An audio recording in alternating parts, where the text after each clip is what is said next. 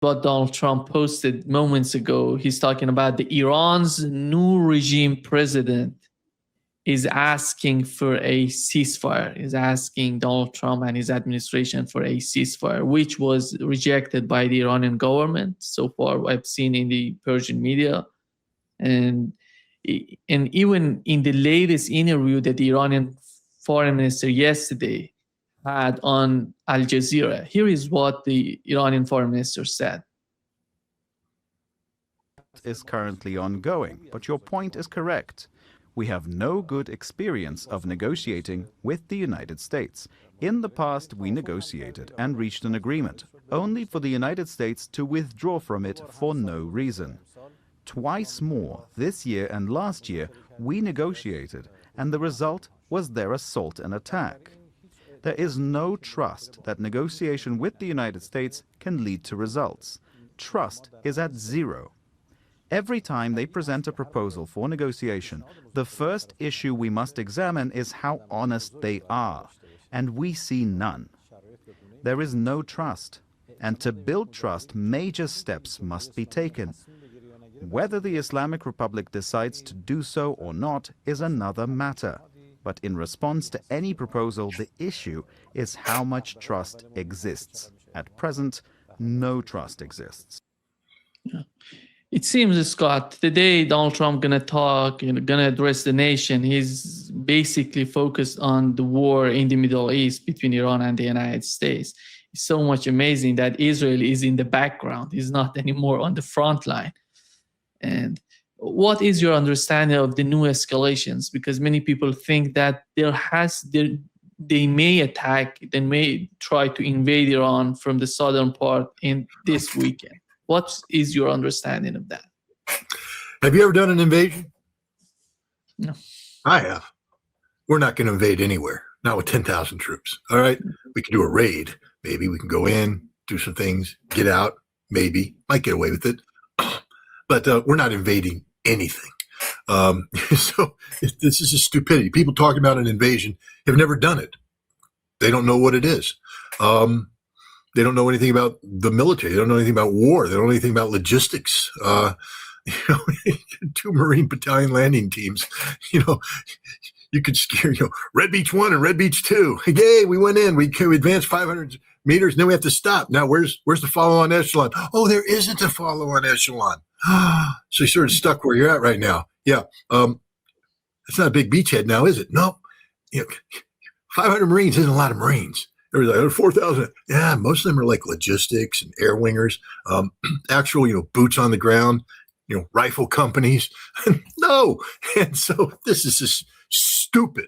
Anybody talking about a ground invasion literally doesn't know what they're talking about. There could be a raid, but you're not going to hold any territory with 10,000, people. And like I said, there's only 4,000 Marines deployed in the area, and half of them aren't combat troops. Half of them, they're wingers staying on the airplane.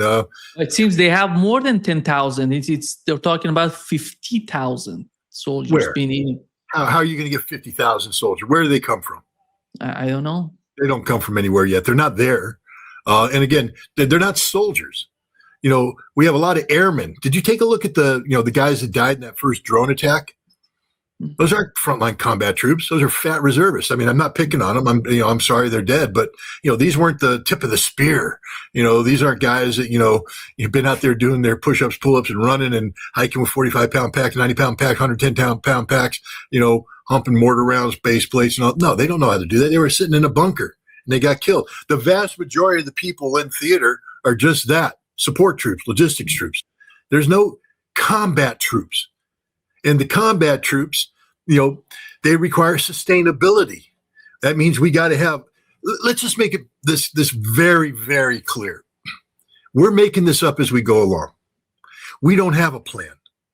If we had a plan, the Marines would have been deployed forward up front. This is all reactive. If we had a plan, the paratroopers would be in theater, ready to rock and roll. If we had a plan, the Rangers and Delta would already be on the ground doing their stuff. This is all reaction because we thought we were going to win this war that quick. We thought we were going to drop a couple bombs, kill the Ayatollah, down goes the regime. Look at the stupidity of this president. The new president of Iran, He's the same president, same guy I talked to back in September before the war. It's not a new president. It's not a new leadership. It's the same freaking leadership. Araghchi's the same foreign minister. Yeah, they killed some people, but they got replaced. That's what happens when you have a system. And what all the Iranians said is that they're not looking for a ceasefire. They're looking for the war to end and to make sure there's not another war. And if those conditions can be met, they'd be willing to stop the war. But until then, no, they're going to keep going, keep plugging away. And I loved all the people tracking the missile launches. They fired this many day one. Look, it's getting smaller. They got nothing left. Last night, boom. The Iranians went, yeah, eat that and die. And they'll just keep doing that. The Iranians have been planning this for 20 years. There's nothing reaction about the Iranians. The Iranians are going with a plan. We're reacting to the plan. There's not going to be a ground invasion. Simply won't be. There, like I said, there might be a raid. But again, the raid to accomplish what?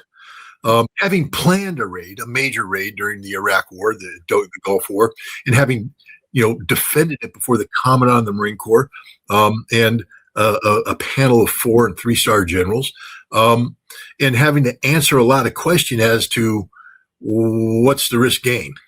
I mean, are we about just proving that the LAV-25, which at the time was a relatively new thing, can be inserted by helicopter? We can run around, shoot things up, and then come out. Because if that's what it's about, we're not too thrilled about this because there's Marines on that can die. There has to be a reason for the raid. If you could, secure the 60% enriched uranium with a raid, in, up, out, something like that would be a raid, a reason. Karg Island. We're not going to hold Karg Island. We're not even going to take Karg Island. But even if we did, has anybody looked at a map? see where Iran is, and you understand that Karg Island is sort of low and flat, and it's going to be leveled, and the Iranians know everything about it. We know nothing about it. No, it would be a death match. It would be stupid. This president is dumber than hell. I think the Iranians said it best. He's negotiating with himself. He's making things up. There's a lot of wishful thinking. Anytime the Iranians, first of all, the Iranians made it clear they're not going to negotiate with the United States. That just isn't going to happen. And so he has Egypt, Pakistan, I think Turkey, and maybe some others, trying to reach out to the Iranians. And if the Iranians take the call, the president says, see, they're negotiating with us. No, they're not. They just took a call from the Pakistanis. What they told the Pakistanis is tell the Americans to pound sand. Trump doesn't want to hear that. This man lives in a fantasy world. He's going to try, he needs to create the conditions where he gets to say, I won the war. The Iranians aren't going to play that game. They don't care about domestic American politics. What they care about is ending this war so that there never is another war. That means that Israel doesn't get to do what it's been doing, and the United States doesn't get to do what it's been doing. And that requires the Gulf Arab states to be broken, totally broken to the extent that they no longer look to the United States as their saviors, that they realize they have to live in this region in peace and harmony with the Iranians, which means they have to start treating the Iranians with respect. This might require some regime change in the Gulf Arab states. In the United Arab Emirates in particular, maybe it's time for that family to go goodbye. Maybe in Bahrain, goodbye. Maybe in Kuwait, goodbye. It's all possible. These aren't popularly elected regimes. These are monarchies installed by the British. So it's not like these people earned their right to be there. They were given it, and then they just sit there on their oil and they build giant palaces and live this pompous, lavish lifestyle where, because of the amount of money they can apply to a given problem, they've been able to solve most problems. Well, you ain't solving the Iranian problem too well, and I think they're going to be broken. The United States is already broken. We don't have a solution. We don't have a solution to the Strait of Hormuz, and it's only going to get worse. The Iranians hold all the cards. So, Donald Trump is he's in a fantasy world because he can't admit that he made a mistake. He can't admit that Pete Hegseth, the worst Secretary of Defense in the history of Secretary of Defenses, lied to him, misled him. And he needs to create this narrative that says, I am the conquering hero, that because of my decisive action, great things happened. The Iranians aren't going to. I mean, the sad thing is we had a deal and now we don't. Now there is some talk, and I'm pretty hopeful for if it turns out, where the Iranians said that they may be willing to let the Russians serve as a mediator. This is what I've been pushing for. This is what I pushed for when I went to Russia. I went to Russia and I made as big a noise as I could about getting the Russians to be mediators here, because that is the solution. A Russian mediation can solve a lot of problems, because now Trump can do some posturing, and such. But it's early on, and again, the end result has to be the United States out of the Middle East and Israel accepting a Palestinian state, and there needs to be international security guarantees. I always love it how the Ukrainians are, we need security guarantees. Well, I think the Arab world needs security guarantees against Israel. Israel can't be allowed to have the same military that it's been having. It has no right. It can't be allowed to go out and bomb everybody. They bombed 5 countries in the last week. I mean, come on, man. Even they're bombing Syria, and Ben Gvir is talking about assassinating, the head of HTS in Syria. It's amazing, Scott. When it comes to the war, you've mentioned it's going to be, if they attack, it's going to be a raid on part. What would be the outcome of that? What do they need? I would somehow, I'm not 100% sure, but I really believe that they cannot achieve anything if they go for it. Those 400, kilogram of enriched uranium, they're not gonna, they're not gonna find it. They're not gonna do anything of that sort of grabbing it, But I can't imagine the Iranians saying, "All right, we got 406 kilograms of 6% uranium hexafluoride. All right, guys, let's put it in a lightly guarded facility near the coast of the Persian Gulf. All right, and we'll just sort of like leave it there so the Americans can come in and launch a raid and take it." Now, I think it's like deeper inside Iran in a mountain, which means the raid will have to penetrate deeply into Iranian airspace. We'll get shot down on the way in, and then we have Black Hawk down all over again. A helicopter goes down. We got people on the ground, survivors, Iranians coming all around them. Close air support's brought in. More helicopters go, more aircraft go down, and now the whole thing's bogged down before it even began, because this isn't World War II. In World War II, you send in the C-47s, and 3 of them get shot down. So sad, too bad, wouldn't want to be you, but you just keep going. No, this is the modern day. Helicopter down. We got to come in, combat search and rescue. We got to put guys on the ground. We got to do the whole Black Hawk Down thing. We don't leave a man behind. And then everybody dies. If we do a raid into Iran, my prediction is the entire raiding force will be destroyed. Because we're going into, again, this isn't carefully planned. Everything that's being done here is being done for political reasons, not for legitimate military reasons. There's no reason to go after the 450 or 60 kilograms of uranium hexafluoride. None whatsoever. We had a deal where they were going to give it to us. And my advice to the president would be, do whatever you can to get that deal back on the table. Whatever it takes, to include getting the hell out of the Middle East.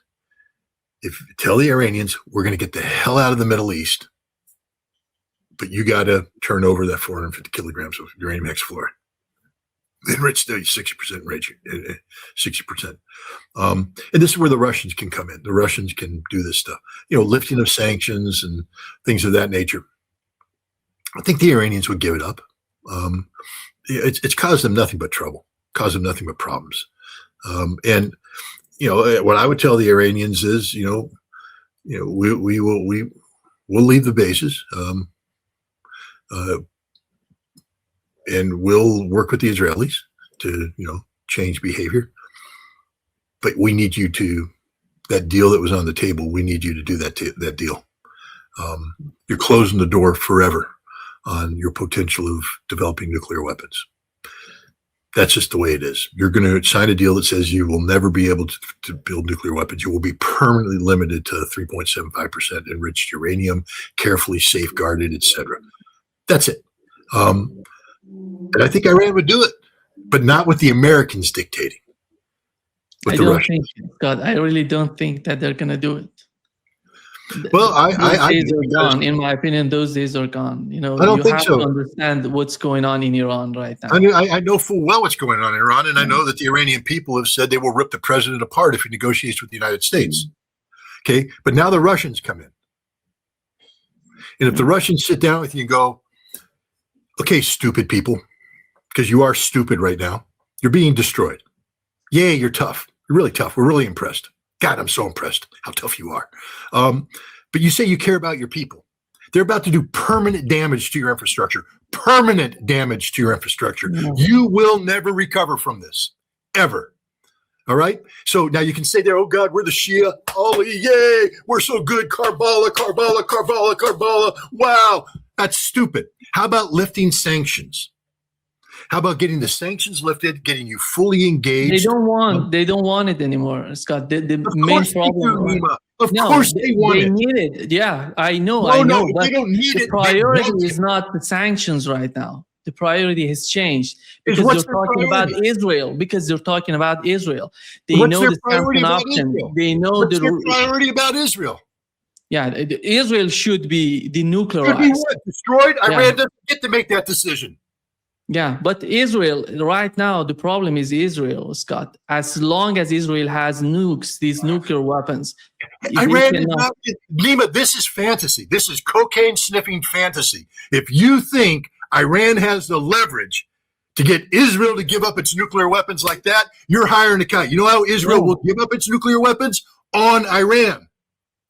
That's how they'll give them up. This is not my point. This is not my point that forcing Israel. This is that as long as Israel keeps up with his nukes on its soil and is talking about Samson option, there is no way to have some sort of balance. Israel's never talked about the Samson option. Israel has never talked about the Samson option. They talk about, their minister said that about Gaza. They said use the nukes against Gazans. The Gazans have nothing. That's a cocaine minister who's high as a kite, who's sitting there saying stupid stuff. Find me the official policy statement of the Israeli government that said we'll drop nuclear weapons on Gaza. Because we have Americans that said the same thing, and they're just stupid mouth-breathing morons. Okay, let's get to the official policies of the Israeli government. There is an official protocol that exists between Israel and the United States on the use of nuclear weapons, and Israel will not violate that protocol.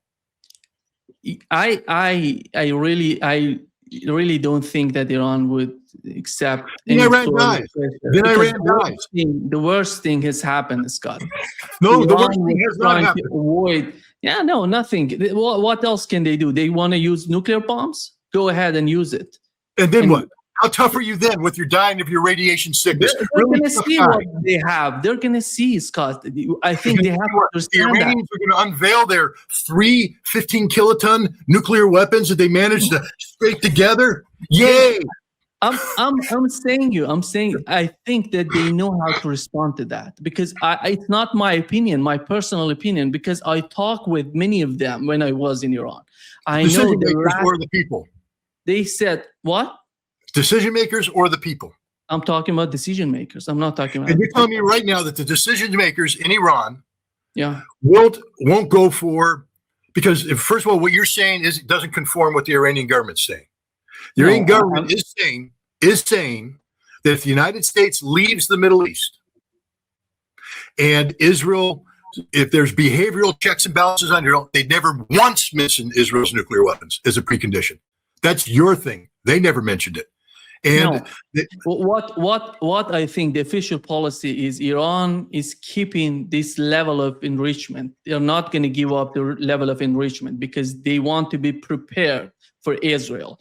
If Israel decides to attack Iran using nuclear weapons, they want to be prepared to respond to Israel. That's the whole concept. What I've learned, it's not my opinion. It's not my opinion to put it. I'm not discussing from my point of view. It's because I talk with many of these decision makers in Iran. They said they're prepared to the end. He said the end is the use of nuclear weapons. They're prepared for that. It's not something. Well, I mean, there's nothing you can do. I mean, it's like looking at a person in the ocean. The other The part Russians can save your ass. The Russians can save your ass. That's the only chance you have. Because otherwise, you're just going to get death. You know, Scott, even Medvedev said that 2 days ago. He said that the outcome of this war would be NPT, Iran withdrawing from NPT and being a nuclear power, having nuclear bombs. And he said that. When someone like Medvedev says that, it means something. It doesn't mean that his assessment of what's going on in Iran is. That's the only assessment that matters. Did Putin say it?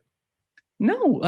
Then don't talk to me about Medvedev. Don't talk to me about Karaganov. Don't talk to me about anybody. Yeah, when it comes to Russia, Scott, when it comes to Russia, we have to understand what's going on against Russia and Iran, because I think they're fighting the same war. What Russia is fighting, what Iran is fighting is the same. The same people, by the way, the same people. The people who are in Ukraine are the same people who are in Israel. They're not fighting the same war, Nima. Yeah, because Russia's not ready to commit suicide. Okay, Iran is apparently, according to you. That's not the same war.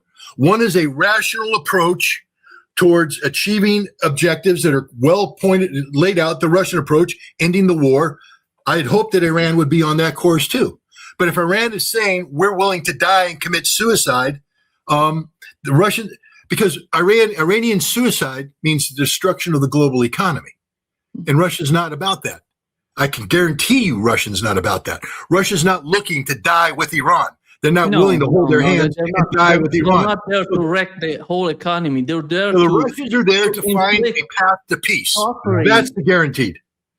Yeah, but they're not trying to destroy Russian economy or Chinese economy, because they're considered, so far in the Strait of Hormuz, all those Chinese and even Indian, even Pakistani tankers were passing through the Strait of Hormuz. This is not the problem with the world. Because they're paying money. Yeah, they're paying, exactly. They don't have these countries because they're saying that these are friendly countries. The problem is how to put pressure on the United States. It's not how to put pressure on China, on Russia. And these countries understand what's going on with the case of the Strait of Hormuz particularly. Because right now, the main problem, before this war started, Donald Trump was all about nuclear weapons and nuclear program. Right now, his main concern, priority, is the Strait of Hormuz. Yeah, to be honest. Of course it is, because the Iranians, that's their trump card. But again, do you consider Donald Trump to be a rational actor or an irrational actor? I don't see Donald Trump being a rational actor. I don't see anymore Donald Trump being irrational. Or nobody. Right. So it's irrational. Irrational. He's irrational. 100% irrational. Emotionally driven, not fact driven. Yeah. All right. So what will happen in your mind if the Iranians, look, don't get me wrong. I think the Iranians are doing a fantastic job. I mean, they have a plan. They've been sticking to their plan. We've been reacting to them from day one. So they got the whole OODA loop sequence going in their favor. They're driving the decision-making cycle and all that. But the difference is, on Iran's best day, they can put 5 nuclear weapons on a missile and take Israel out. And then Iran will cease to exist. I hope Iran understands that. Everybody says we're ready for it. You don't know what you're ready for, because life will end for everybody. The United States will now come in. It won't be Israeli nukes, be American nukes. And ours are a lot bigger and more. And you want to see how many 20 million people in Tehran? Yeah, you know what a 1 megaton bomb will do to Tehran? Take it out. Why would the United States do that if Iran if Iran use nuclear weapons against Israel? Yeah, no. I'm talking about why would the United States use nuclear weapons against Iran? Is because of Israel? Or because of the United States? Donald Trump is an irrational actor whose ego matters more than anything. Objective? Yeah, let's assume his main objective is not to be beaten by Iran. So you think that he's going to go nuclear just because of he doesn't want to be beaten? I think Donald Trump understand. After all, Scott, so far Donald Trump tried to do regime. The main goal, I think, was regime change. It wasn't Right. It about failed. the military operation. If it was a military operation, they were prepared for that, for the military operation, for the war. They were not prepared for this war. They were deceived by Mossad, I think, basically, and some people in CIA, that they can do regime change. You remember, you and I discussed this before. You said if they go there, they're gonna do regime change, gonna be a regime change operation. But that was a fantasy. I think it was sold by Mossad. Well, you remember what I said about regime change? I said it would be a regime change operation. It's the only way they could do to, because of the limited military capabilities. I said the only way we could do this is to do a regime change that collapsed Iran before their missiles could become fully engaged. But I also said that you can't initiate the regime change unless you have certainty of outcome. And I said, that means that the Israelis need to have this place totally penetrated. The United States needs to have it totally penetrated, and we've got to go in there and we got to get it done. And across the board, a fundamental regime change isn't killing the supreme leader. Regime change is suppressing the totality of the establishment. And if you could do that, then you could initiate this action. I think that it's clear that they couldn't do that. That they were laboring under the impression that by killing Ali Khamenei, that achieved that's Donald Trump's simplicity. And I blame the Iranian, missions. They don't have the Iranian Mission Center anymore, but this, Near East Division of the CIA, they've got to know. I mean, they've got to know the truth about Iran. I say they've got to because the CIA doesn't know the truth about Russia today. So, clearly the CIA can start believing their own propaganda. And I think that's what happened. I think one of the things that happened in Iran is that we started, if you go back in the history, there was a guy, Steve Ritter, good old Steve Ritter, my good old friend, hates me. He was doing the regime change in Iraq, but he also did the Iran. And there was a time, I forget, in the 80s or something, where we needed intelligence, maybe in the early 90s. And we had a network of people dating back to, the Shah's time, all the stay-behinds. And they were in there, and we had them all there, and they're reporting. And then the requirement came down, you need to increase your Iran reporting. And Steve Ritter, they were running a mail operation where they were basically mailing letters out to Munich. And you could do that every now and then. So, you get 5,000 pieces of mail going out today, 3 letters going to Munich. That's not raising the profile. That's normal. Normally the CIA would have pre-thought this thing out. How do you test the postal system, see what triggers it, and then you keep that sustained thing going to get those letters out there and all that with the secret writing in them and all. Richter was told, double down. So Richter basically told everybody, just start mailing letters. And so what happened is suddenly the mail going to Munich went way up, and the Iranians went, grab the mail, knock on the door, bring them in, open it up, secret writing, interrogate, find the secret writing materials, and they rolled up the whole network. We lost everybody in Iran that quick. We tried to rebuild it with rapid recruitment. This was in this would have been in the 2000s, where we, all those people that traveled around the world, all the, professors and the scientists that went to this meeting, that meeting, we came in there and we did what we do. Sometimes it didn't work. Sometimes it worked. Get them drunk, get them with a whore, take pictures, confront them with the reality that their family life's over and they're going to be killed when they go back to Iran, and they start rolling over for you. And so we get them all in there, but now we're communicating using Gmail, the old Gmail, CIA Gmail account. And, again, I forget who came up with it. I can't remember if it was the Iranians that rolled it up first and then gave it to the Russians, or then gave it to the Chinese, or the Russians gave it. Bottom line is, somebody figured it out. And so the second wave of recruitment went away, which means now we're totally dependent upon Israel. Israel, of course, has been working with the Kurds and working with MEK and working with others. And so now you got Israel in there doing their thing. And the Israelis, they assassinate scientists, and they put, viruses and they cause things to blow up. They blow things up and they're like, we're the Israelis. We're so damn good. We're awesome. We even did a raid on this archive and took all these papers out, although they didn't, and all this stuff. And so the CIA said, well, rather than us doing a third round of recruitment, we're just going to rely on the Israelis and dovetail on the Israeli op. And so the Israelis are telling them, we infiltrated, 5,000 Starlinks, and we have these cells, and we have this, and we have people in every city, and we have this, and we're doing this, and we got this, and we got that. And the CIA is going, wow, you guys are really good. So when we kill Ali Khamenei, you're going to be able to get people in the street. And the Mossad's like, yeah, we got this. We are good. We are Mossad. And the CIA thought it was great. And they went and told the president that this is all going to happen. And the president called up Netanyahu and Bibi went, yeah, baby, we can do this. And they went forward.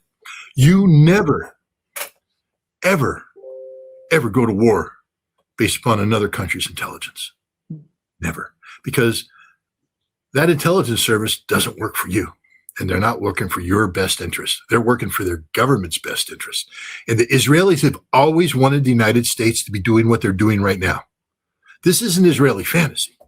To have America dropping bombs on Iran, this is what they've been wanting for 20 years. And Donald Trump delivered it. But Donald Trump was led down that path by a CIA that had an op pulled on it. It's the old, the Israelis are so good they can do nothing wrong thing. We know that Iran's a tough target, but the Israelis got guys inside there. Man, the Mossad's really good. They're really awesome. Well, they're not bad, but they're not perfect. They make a lot of mistakes. And the one thing about the Iranians is they're not your typical target, I believe. I mean, every society has its weaknesses. Every society has its flawed individuals. And those people are susceptible to being recruited and betraying their countries. But this is where I think the West got it wrong. And this is where I think you actually have greater insight than I do and others.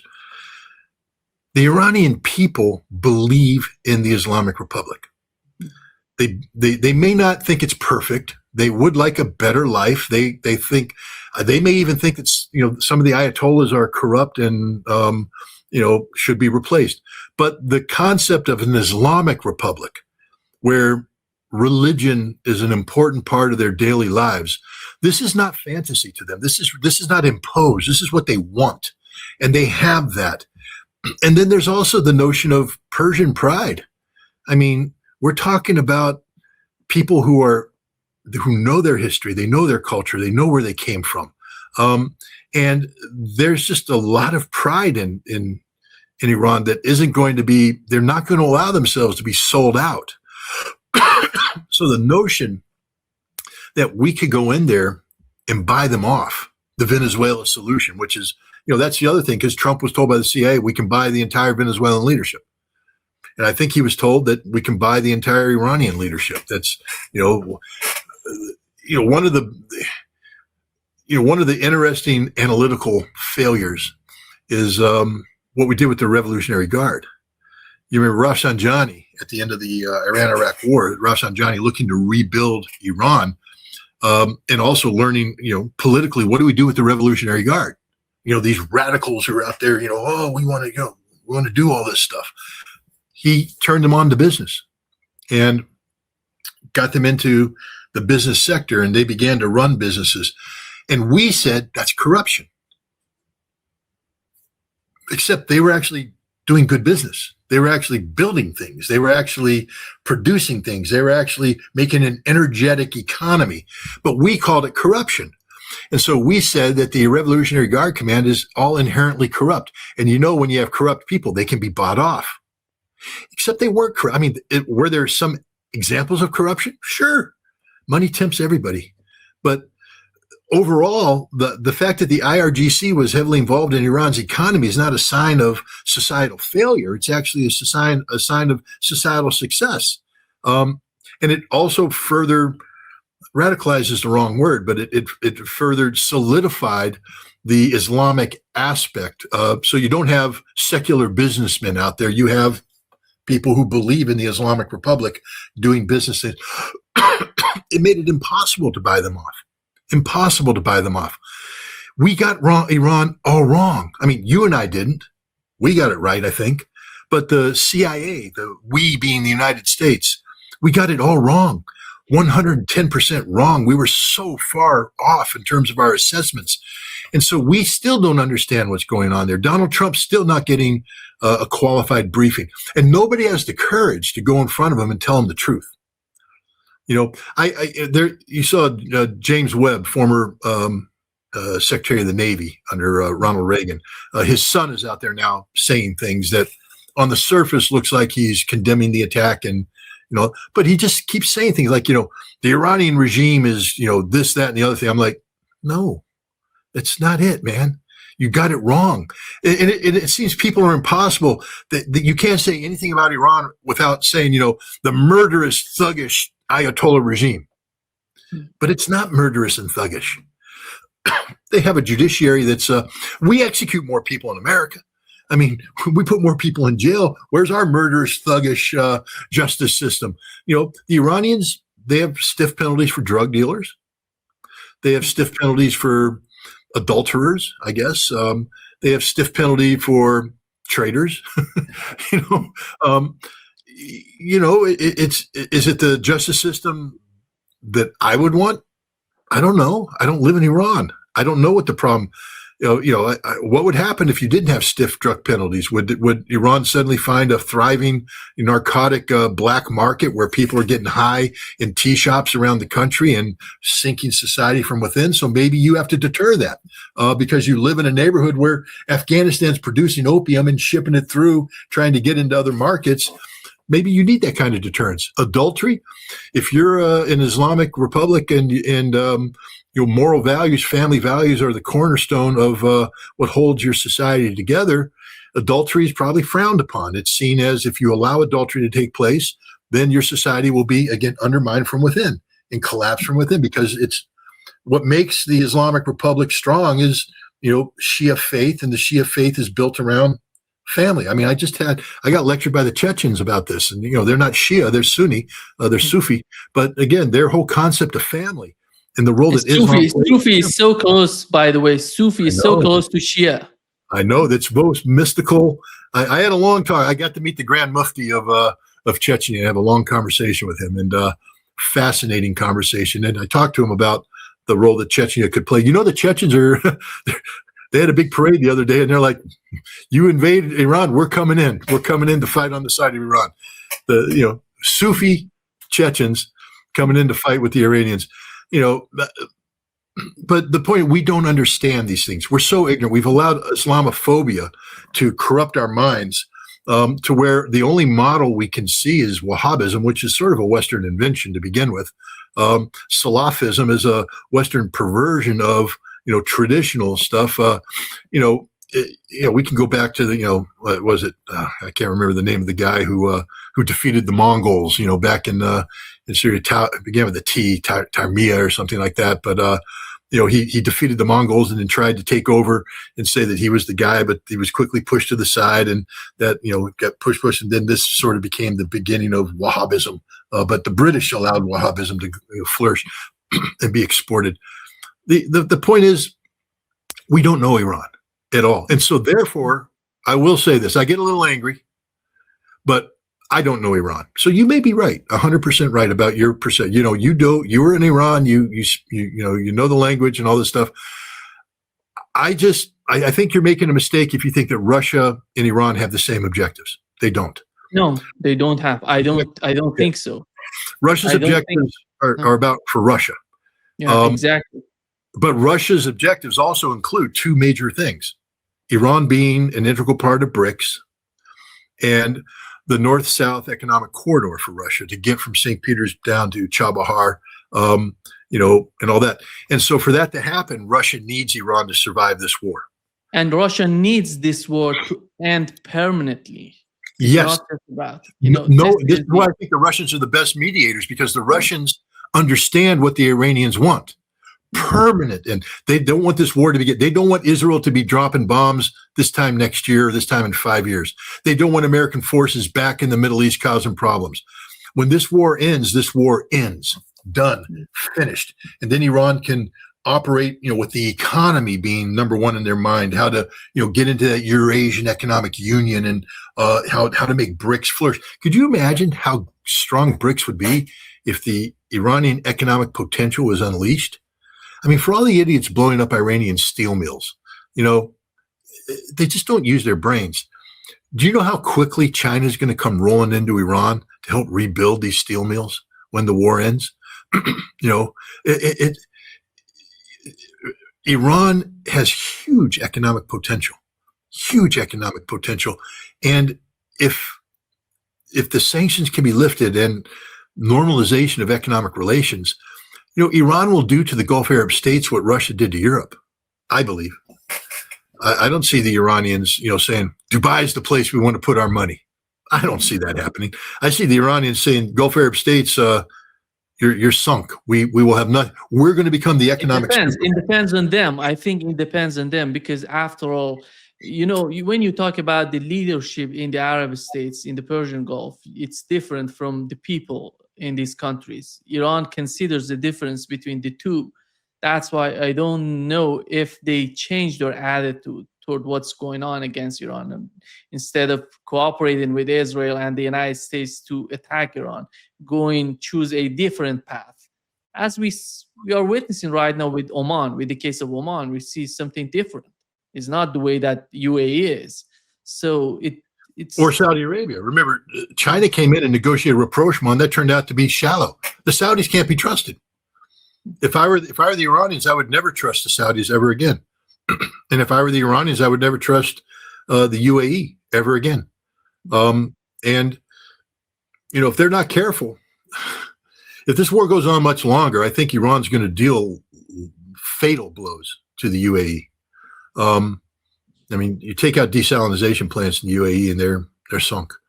Now, that opens Iran up, but hell, didn't we just bomb an Iranian desalinization plant the other day? They retaliated by hitting a Kuwaiti desalinization plant. Hopefully people woke up and went, stop, because, there's issues. But Iran can resolve its water issues. The Gulf Arab states can't. That's reality. We'll get back to the nuclear thing. I don't think this ends with Iran having 60% enriched uranium. I don't think it can end with Iran having 60% enriched uranium. And I'll tell you why. Because Iran's not going to physically defeat the United States. Iran wins by surviving. And they're winning right now. There's no doubt about that. But Iran will not physically defeat the United States. We're not going to put 50,000 troops on the ground to give Iran a chance to surround them and make a Dien Bien Phu moment, where they're marching Americans through the streets of Tehran. That's just not going to happen. Trump wants out of this war. I think that's the big message right now is he's desperate. So desperate, he just makes stuff up. If the Russians can come in and negotiate an end to the conflict that meets Iran's objectives, all of Iran's objectives, not compromising, all of them, I think the Russians would tell the Iranian leadership, if you want America gone, you got to give up the 6% enriched uranium. And then it comes down to the Iranians. I mean, I know that the things have changed. I mean, first of all, we're talking about Iran now that's been bombed. The horrors that we've inflicted on the Iranian people are mind-boggling. Back home, we have no clue what we're doing. We've now run out of targets to hitting civilian infrastructure. And we're just bombing civilian homes now. We're leveling city blocks. We're committing war crimes beyond imagination. And it's not just in Tehran. We're striking other centers of population as well.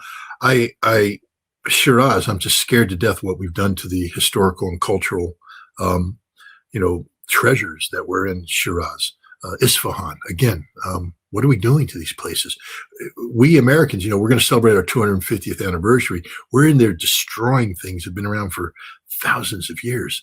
And it's shocking. So Iran's paid a huge price. So I know that the calculation has changed, and I respect that fact. But I guess what I'm trying to say is that while the fact that Iran is willing to go all the way that's what's going to enable them to win the war, is this willingness to go all the way. But at some point in time, all the way means suicide. It means everybody dies. At some point in time, though, the Iranian leadership has always talked about doing what's best for the Iranian people. And if a Russian mediator can come in and negotiate a great deal that ends all the nonsense, and the only price Iran would have to pay is giving up 60% enriched uranium. I think that's something Iran, I would advise them to do it. Because holding on to it, I don't see this. In order for Iran to get out of the NPT and have a nuclear weapons capability, you're going to have to defeat the United States. So now, does Iran have a plan that, because if we're dealing with a rational president, I think Iran has the cards. Economic strangulation. See, a rational president would actually care that there's no diesel fuel in Australia right now, because Australia is an ally. A rational president would care that there's gas rationing in South Korea and Japan, because they're our allies. A rational president would be very concerned about what's happening to the European economy, because they're our allies. We have an irrational president who is, it's a cult of personality, and it's all about the ego of him. He's the only thing that matters right now. And the Russians are unique in their ability to understand that. Putin has been playing Trump's ego, masterfully. I mean, anybody who doubts it, take a look where Russia is right now. They were literally ready in 2027 to do drastic changes, economic belt tightening, that were going to have, that was going to bring real economic pain to the people of Russia. Or into this year, I'm sorry. And Putin went, no, we're not worried about that anymore. Why? Because they just won the lottery. Suddenly money's just flowing in. They're going, wait a minute, we don't have to do these belt tightening things. We're solving it, and it's only going to get better for Russia economically. Why? Because Putin had patience. For all the people going, all the Gilbert doctoros out there saying, red lines, you let them red line. Well, Gil, if we had done what you wanted to do, there'd be a permanent state of warfare between Russia and Europe right now. Instead, Russia's winning across the board. There's not a single aspect of this conflict that Russia isn't dominating. So much so they were able to send, 700,000 barrels of oil to Cuba, break the American blockade, because there's nothing America can do. And now Russia's patience, because they didn't react to any of the escalation, NATO's dead. Donald Trump's pulling out of NATO. It's over. Finished. Goodbye. Remember I told you Mark Rutte would be the last Secretary General of NATO? Mark Rutte is going to be the last Secretary General of NATO. Easiest call to make, because Donald Trump's the easiest person to predict, which is why I'm telling you that if you don't get a negotiated deal, this egomaniac will use nuclear weapons. Because he's the guy that designed. Remember, it's under the first Trump administration that the nuclear employment plan involving Iran was changed so that we could preemptively use nuclear weapons. And the trigger is an Iranian nuclear weapon. That's the problem. If we had a rational president, we wouldn't be doing this. First of all, we wouldn't be where we're at. But we have an irrational president. And therefore, this is where I think the Russians are the only ones that could do this. There's no other nation out there right now that can serve as the liaison between Israel, the United States, and Iran. Russia has good relations with all three of them. So I'm hopeful. But again, the idea that the Iranians are going to walk away with 60% enriched uranium when this is all over, I don't see that happening. I understand where you're coming from, and I understand the sentiment, and I understand the justification for keeping it. But